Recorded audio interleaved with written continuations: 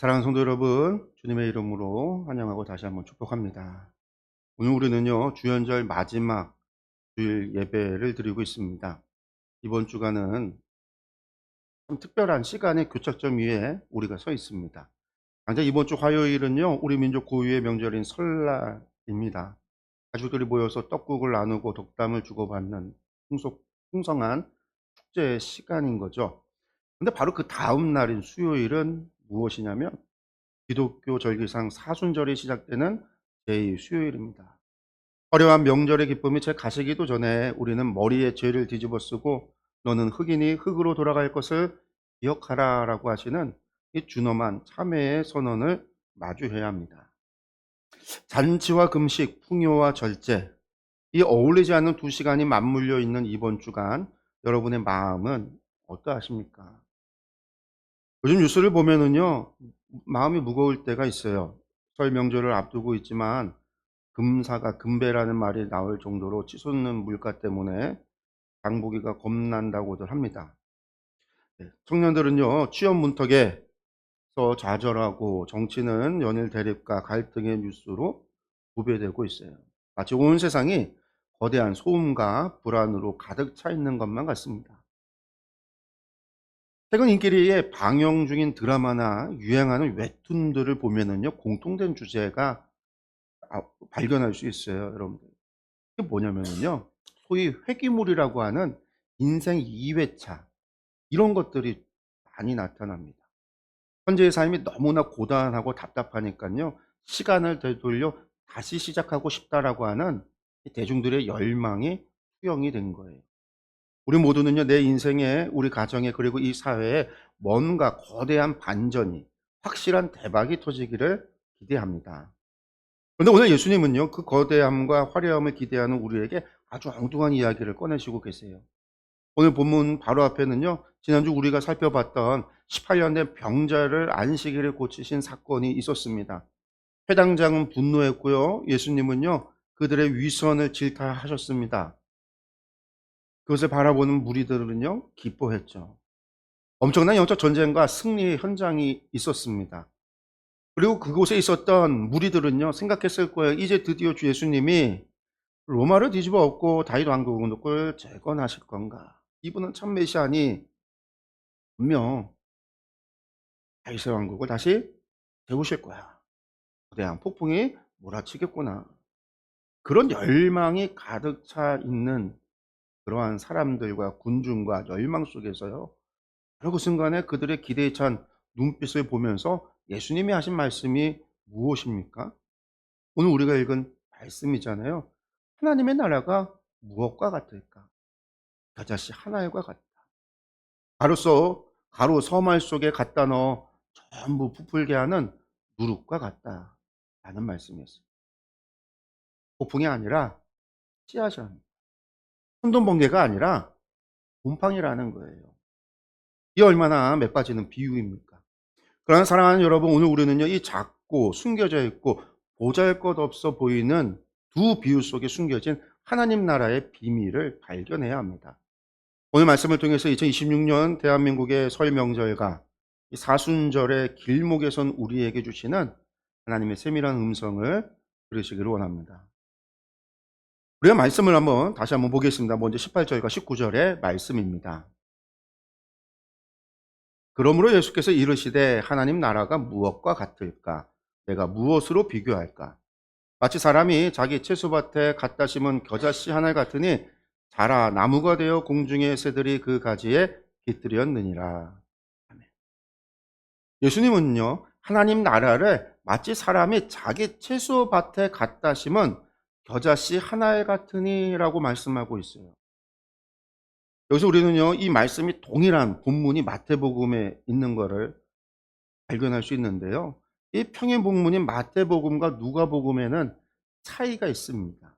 마태복음 13장에서는요, 겨자씨를 어디다가 심냐면 밭에라고 되어져 있어요. 헬라어로는요, 아그노스에 심었다라는 거예요.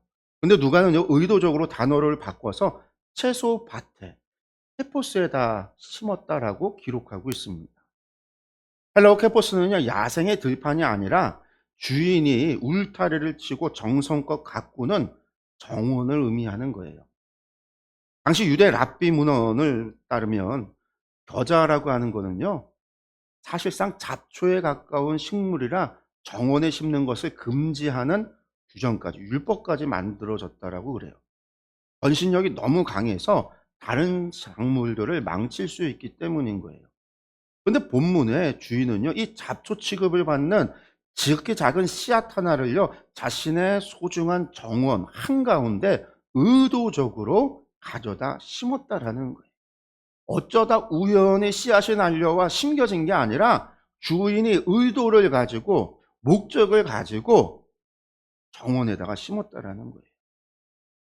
또한 이 겨자씨를요, 가리키는 말이 코코스 시나페오스라고 이야기를 하는데, 이것이 유대인들에게는요, 작다라고 하는 자금의 대명사였습니다.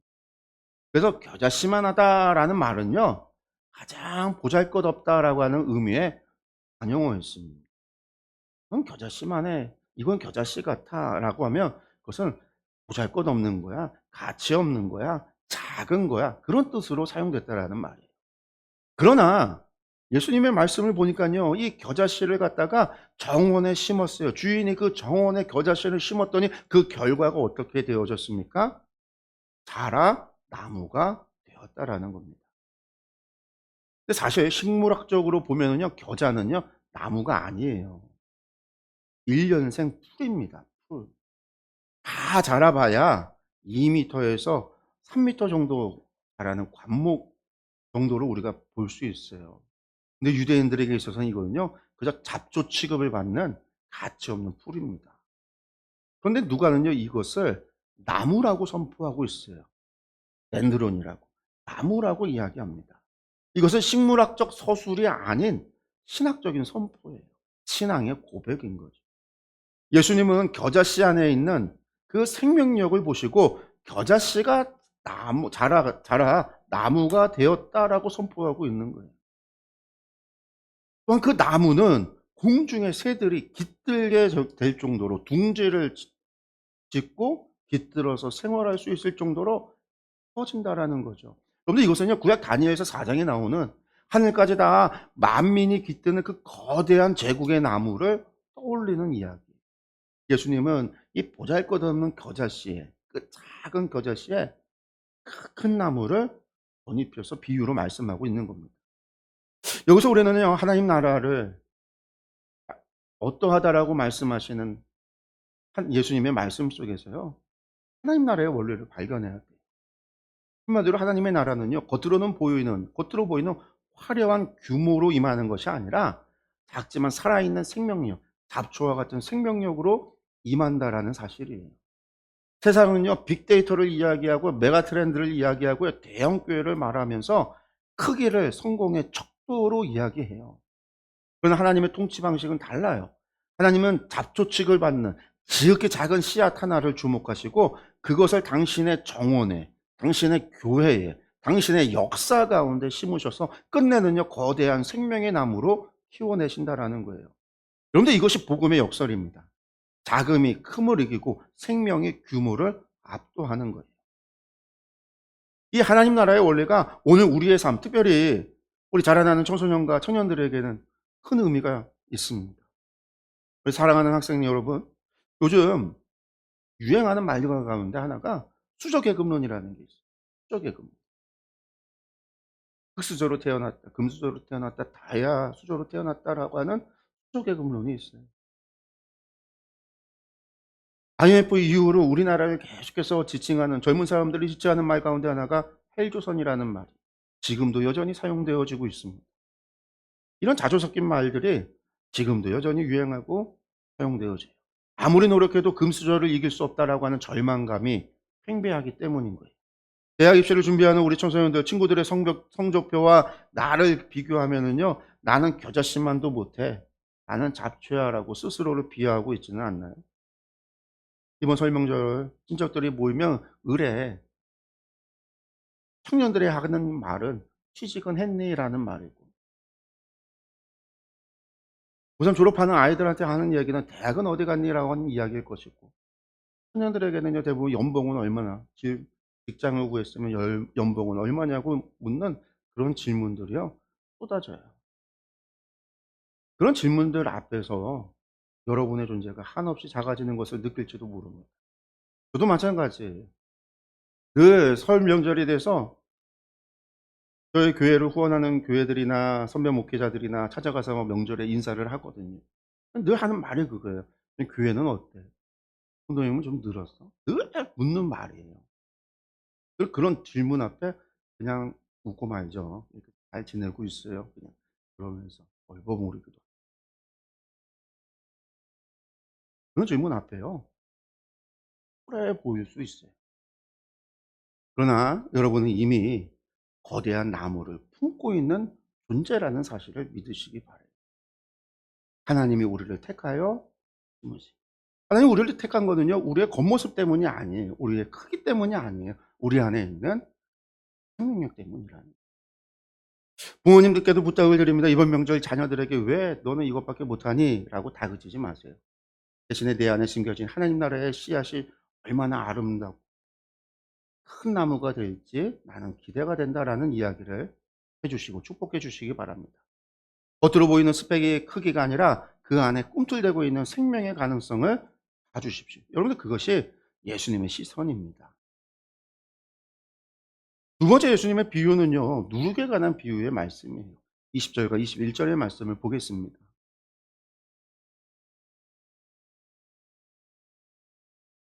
또 이르시되 내가 하나님의 나라를 무엇으로 비교할까? 마치 여자가 가루 서말 속에 갖다 넣어 전부 부풀게 한 누룩과 같으니라 하셨더라. 마치 여자가 가루 서말 속에 갖다 넣어 전부 부풀게 한 누룩과 같다라고 이야기하고 있어요.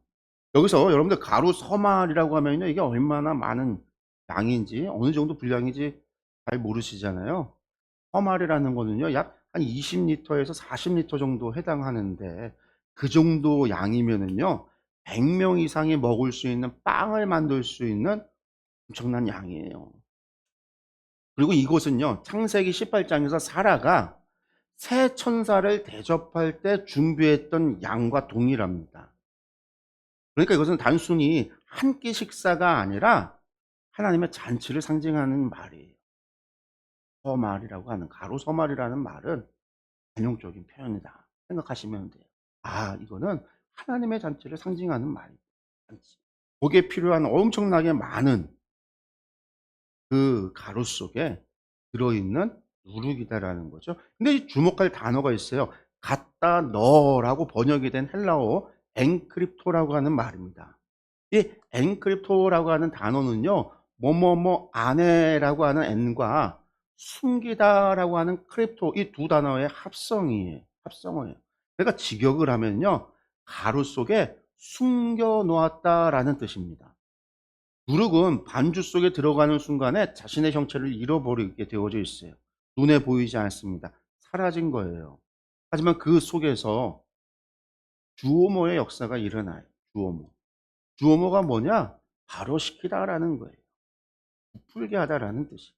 형체는 사라져 버려서 눈에 보이진 않지만 그 누룩의 성질이 가루 전체로 퍼져나가 반죽의 본질을 변화시키는 화학적인 변화를 일으킨다라는 거예요. 그 가루 자체의 성질을 완전히 바꿔버린다라는 거예요. 당시 유대 문화에서는요, 누룩은 주로 죄나 부패를 상징하는 부정적인 이미지로 사용됐어요. 이런 부정적인 이미지로 사용된 가장 대표적인 말이, 성경에 나와 있는 말이 바리새인의 누룩을 조심하라 라는 말이었어요. 그런데 예수님께서는요 이 말을, 이 이미지를 전복시켜 버려요. 하나님 나라가 어떻게 세상을 거룩하게 한마디로 오염시키고 변화시키는지를 보여주신다라는 거예요. 이 비유의 말씀이 우리에게 전해주고 있는 진리는 이거예요. 하나님의 나라는 요란한 팡파레를 울리면서 오는 것이 아니라 소리 없이 스며들어서, 엔크립도 스며들어서 내부로부터 본질을 변화시키는 주어모의 능력이라는 겁니다. 누룩은 가루와 싸우지 않아요. 가루 속에 녹아들어 가루 전체의 성질을 바꿔버립니다. 이것이 기독교 변혁의 방식이에요. 세상을 힘으로 정복하는 것이 아니라, 세상을 규모로 정복하는 것이 아니라 세상 속으로 숨겨져 들어가 십자가의 사랑으로 녹아짐으로 세상을 부풀게 하는 겁니다. 이 말씀은요, 세상에서 애쓰고 노력하면서 특별한 성취감을 느끼지 못하는 우리 모두에게 큰 의미를 줍니다. 우리 주부님들, 특별히 며느리 되시는 분들, 명절이 마냥 기쁘지만은 않잖아요. 하루 종일 음식하고 설거지하고 청소하고 먹고 치우면 또 차려야 되고 하루 종일 또는 며칠에 걸쳐서 계속되는 이 고된 노동의 현장, 때로는요, 내가 여기서 뭐 하고 있나 싶을 정도로 허무하게 느껴질 때도 있습니다. 직장인 여러분, 매일 반복되는 야근과 서류 작업, 거래처와의 실랑이 속에서 내 신앙이 여기서 무슨 소용이 있는가 회의가 될 때가 있지 않나요? 여러분의 그 수고가 바로 가루 서말 속에 숨겨진 누룩의 사역입니다. 여러분이 묵묵히 감당하는 그 섬김은요, 아무도 알아주지 않는 그 희생이 가정이라고 하는 거대한 반죽을, 직장이라고 하는 퍽퍽한 반죽을 맛있는 빵으로 변화시키고 있는 중이라는 거예요. 여러분, 그렇다고 해서 제 말을 오해해서는 안 됩니다. 그저 무작정 참으라는 얘기는 아니에요. 지금까지 참았는데 또 참으라, 그런 얘기가 아니에요. 여러분의 그 가정에 영적 주도권을 쥔 요리사라고 하는 사실을, 누룩을 넣는 자라고 하는 사실을 기억하십시오.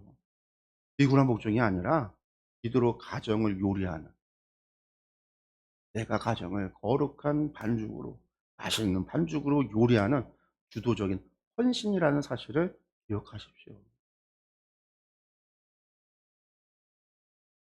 예수 믿는 며느리 한 명이 들어가서 제사 문제로 갈등하던 집안이 예배하는 가문으로 바뀌는 것을 저는 수없이 봤어요. 아니, 저희 집이 그런 현장이었어요. 저희 어머니가 예수님을 믿음으로 말미암아 저희 집안이 변했어요. 정직한 크리스천 사원 한 명이 들어가서 뒷돈거래가 관행이던 부서가 투명해지는 것을 봤어요. 당장은 티가 나지 않습니다. 그러나 내가 녹아져 없어지는 것 같아 억울하기도 하지만 발효는요, 이미 시작이 된 거예요. 나는 그 많은 서말 속에 있는 작은 누룩, 눈에도 띄지 않는 누룩이라 할지라도 하나님이 함께 하시는 내 백성이 그곳에 들어갔을 때 발효는 시작된다라는 거예요. 이번 설명절 가족들이 모인 자리에서 여러분들 정치 이야기로 얼굴 붉히지 마십시오. 종교적인 논쟁으로 담을 쌓을 필요도 없습니다. 대신 여러분들 누룩처럼 녹아지십시오. 불평 대신 감사의 말을, 비난 대신 칭찬의 말을 섞어 놓으십시오. 요즘 유행하는 인생 2회차를 다룬 회귀물의 주인공이 과거를 바꿔서 새로운 운명을 개척하듯 여러분은 예수 그리스도의 이름으로 가정의 영적 기류를 바꾸는 거룩한 운명의 개척자들입니다. 여러분이 숨겨진 그곳에서부터 하나님 나라는 부풀어 오를 것입니다. 여러분들 이것을 믿으시기 바랍니다. 그것을 소망하시기 바랍니다. 마지막으로 다시 한번 겨자씨 비유의 결론을 다시 한번 보겠습니다. 19절의 말씀인데요. 말씀에서도 마지막 결론 부분입니다. 나무가 되어 공중의 새들이 그 가지에 깃들였느니라. 여러분, 결론이 무엇이죠? 공중의 새들이 그 가지에 깃들였다라는 말이에요. 여기서 깃들이다라고 번역이 된 헬라어 카타스케노는요, 매우 중요한 단어입니다. 이 단어는요, 아래로와 장막이라는 말이 합쳐진 거예요. 즉 새가 나뭇가지에 잠시 앉았다가 날아가는 것이 아니라 그곳에 장막을 친다, 거주하다, 살림을 차리다라는 뜻이에요. 새들이 그 나무를 자신의 안전한 집으로 삼고 안식을 누리는 상태를 이야기하는 겁니다. 여러분, 이 표현은요, 구약 에스겔 17장 23절에 새가 그 아래에 깃들이며 라고 하는 메시아 왕국에 대한 예언을 성취하는 말씀이기도 해요. 겨자풀이 거대한 나무가 되는 기적보다 더 중요한 것은 그 나무가 존재하는 목적이라는 거예요. 나무가 커지는 것 자체가 목적이 아니라 그 나무가 수많은 새들, 즉 이방인들과 소외된 자들과 지친 영혼들에게 그늘과 영원한 거주처가 되어진다라고 하는 것, 그러한 거주처를 제공하는 것, 여러분들 이것이 목적이라는 겁니다. 여기서 우리는 마지막으로 중요한 하나님 나라의 원리를 발견하게 되는 거죠. 하나님 나라의 성장은 경쟁에서의 승리가 아니에요. 더 많은 이들을 품기 위한 품의 확장입니다. 우리가 성장해야 하는 이유, 우리 교회가 부흥해야 하는 이유, 여러분이 성공하여 돈을 벌어야 하는 이유는요, 단 한 가지입니다. 내가 부유해지기 위해서, 내가 세상에서 권력을 차지하기 위해서, 세상에서 떵떵거리기 위해서, 그게 아니에요. 내 가재를 뻗어서 누군가 와서 쉴 수 있는 그늘을 만들기 위함인 거예요. 이것이 바로 제가 늘 강조하는 동행동거의 신학입니다. 그게 목적이에요. 하나님 나라의 목적이라는 거예요. 사랑하는 성도 여러분, 이제 곧 설날이죠. 가족과 친척들이 모입니다. 그런데 겉으로는요, 웃고 있어도 속으로는요, 피 흘리고 있는, 눈물 흘리고 있는 공중의 새 같은 가족들이 있습니다. 상업 실패로 날개가 꺾인 형제, 이혼의 아픔으로 둥지를 잃은 자매, 취업 실패로 갈 곳 몰라 배회하는 조카들이 있을 겁니다. 아니, 이러한 특별한 일이 없어도 세상의 무게에 짓눌려 지치고 힘들어하고 남모를 고민으로 괴로워하는 식구들이 있어요. 그들에게 여러분의 겨자나무 가지를 내어주십시오. 너는 왜 아직도 그 모양이냐라고 쪼지 마십시오. 판단하고 정죄하는 것은요, 율법의 회당장이 한 짓이에요. 예수님의 제자는요, 많이 힘들었지? 와서 밥이나 먹자. 고생했다라고 따뜻한 위로의 말을 건네주는 사람입니다. 나 혼자 잘 먹고 잘 사는 것은 바벨탑이에요. 그러나 내 성공으로 남을 쉬게 하는 것은요, 하나님 나라의 나무입니다. 이번 명절 여러분의 가정이 서로의 짐을 나누어 주고 서로의 구분 등을 어루만주는 그러한 진정한 동행동거의 현장 되기를 축복합니다. 이제 말씀을 정리하려고 해요. 성도 여러분, 오늘 우리는요, 겨자씨와 누룩의 비유를 통해서 하나님 나라의 비밀을 보았습니다. 세상은 더 크고 더 빠르고 더 화려한 것을 요구하죠. 그러나 예수님은요, 작아도 괜찮다, 숨겨져 있어도 괜찮다라고 위로하고 계십니다. 여러분들 겨자씨를 보십시오. 여러분의 지금 모습이 자꾸 초라해 보여도 낙심하지 마십시오. 여러분은 여러분 안에 있는 생명나무를 기억하십시오. 하나님은 바로 그것에 주목하고 있습니다. 또한 누룩을 기억하십시오. 여러분이 가정과 일터에서 감당하는 그 보이지 않는 희생과 섬김이 세상을 거룩하게 변화시키는 가장 강력한 혁명입니다. 그리고 나아가 새들이 깃드는 나무가 되십시오. 나의 성장이 누군가의 쉼이 되고 나의 부유함이 누군가의 피난처가 되는 동행동거의 삶을 하십시오. 이제 우리는 설 명절을 보내고 또 곧바로 사순절 여정을 시작하게 돼요. 제 수요일에 우리는 초대교회 성도들처럼 이마에 재를 바르지는 않죠. 또 명절 연휴와 겹쳐서 수요일에 따로 모임을 갖기가 어렵습니다. 그러나 각자의 자리에서 제 수요일을 보내며 자신의 작음과 유한함을 고백하십시오. 그러나 나의 연약함과 나의 작음, 나의 유한함 때문에 두려워하지는 마십시오. 흙먼지 같은 우리 인생에 예수 그리스도라는 생명의 씨앗이 심겨졌기에 우리는 썩어질 육체로 끝나는 것이 아니라 영원한 하나님 나라의 나무로 부활할 것임을 믿으시기 바랍니다. 성도 여러분, 마지막으로 여러분 이번 명절에 가족들 만나면요, 마음속으로 이 한마디를 선포하세요. 나는 이 집에 숨겨진 하나님의 겨자씨. 자기 자신한테 이렇게 이야기하세요.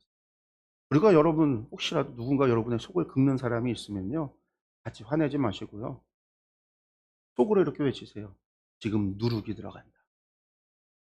하루가 시작됩니다. 여러분은 피해자가 아니라 여러분은 사명자입니다.